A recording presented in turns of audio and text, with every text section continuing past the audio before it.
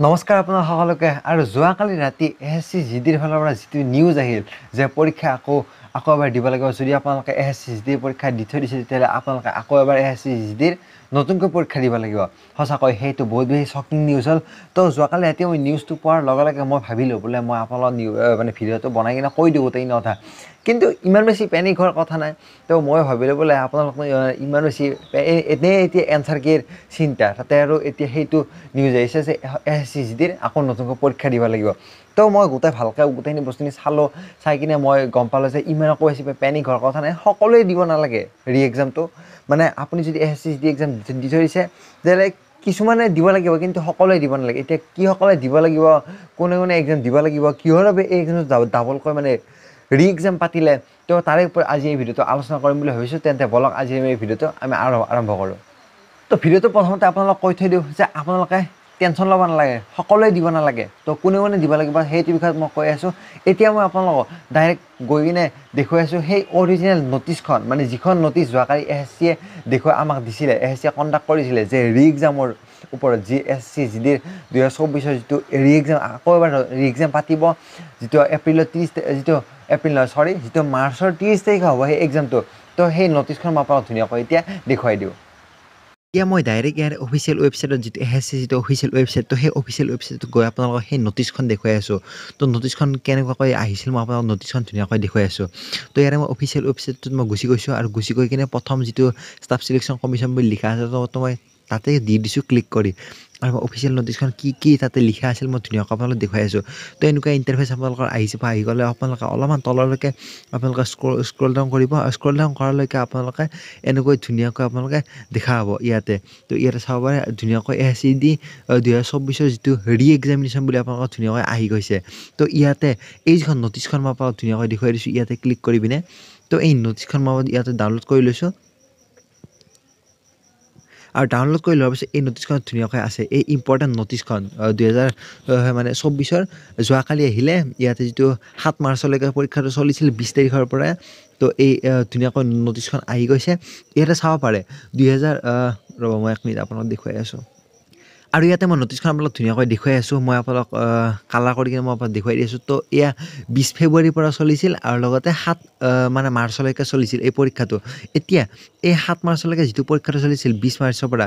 মানে 20 ফেব্ৰুৱাৰীৰ পৰা এতিয়া ইয়াতে যদি তললৈকে অলপমান যদি আমি স্ক্ৰল ডাউন কৰোঁ তো ইয়াতে দেখুৱাব পাৰে ইয়াতে যিটো মানে ইয়াতে আপোনালোক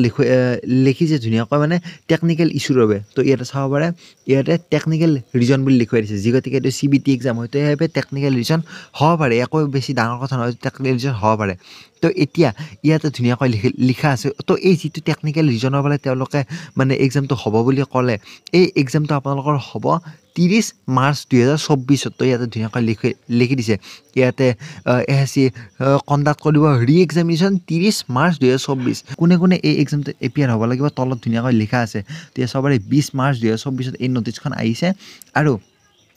তললৈকে যদি মই স্ক্ৰল ডাউন কৰোঁ ইয়াতে ধুনীয়াকৈ কোনে কোনে মানে এই এক্সামটো দিব লাগিব ACT ৰিজন আহিছে তো এয়া চেণ্ট্ৰেল ৰিজন আহিছে আৰু মই আপোনালোকৰ আমাৰ যিটো নৰ্থ ইষ্ট ৰিজন আছে তো সেই নৰ্থ ইষ্ট ৰিজনটো দেখুৱাইছোঁ বেছিভাগ চেণ্ট্ৰেল ৰিজনৰে আছে চেণ্ট্ৰেল ৰিজন নৰ্থ ৰিজন তো এয়া চাব পাৰে তো এয়া নৰ্থ ৰিজন চেণ্ট্ৰেল ৰিজন আৰু এয়া মই আপোনালোকক দেখুৱাই আছোঁ ধুনীয়াকৈ আৰু এয়া চাব পাৰে নৰ্থ ইষ্ট ৰিজনৰ মাত্ৰ দুটা আছে তো যিটো মানে ডিব্ৰুগড় আৰু ইটানগৰ তো ডিব্ৰুগড় আৰু ইটানগৰৰ যাৰ পৰীক্ষা যিসকল কেণ্ডিডেটৰ 6 তাৰিখ 6 মাৰ্চ 2003 দিনা পৰীক্ষা হৈছিল আৰু ছেকেণ্ড শিফ্টত যাৰ 2 লিখা আছে তো ছেকেণ্ড শিফ্টত যিসকলৰ পৰীক্ষা হৈছিল তো তেওঁলোকে পৰীক্ষাটো আকৌ ৰি এক্সাম দিব লাগিব আৰু এই ষ্টুডেণ্টৰ সংখ্যাও টোটেল ধুনীয়াকৈ দিয়া আছে আৰু ডিব্ৰুগড়ৰ ষ্টুডেণ্ট হ'ব টোটেল 175 আৰু ইটানগৰৰ টোটেল ষ্টুডেণ্ট হ'ব 73 মানে বহুত বেছি টেনশ্যন ল'বলৈ কথা নাই মাত্ৰ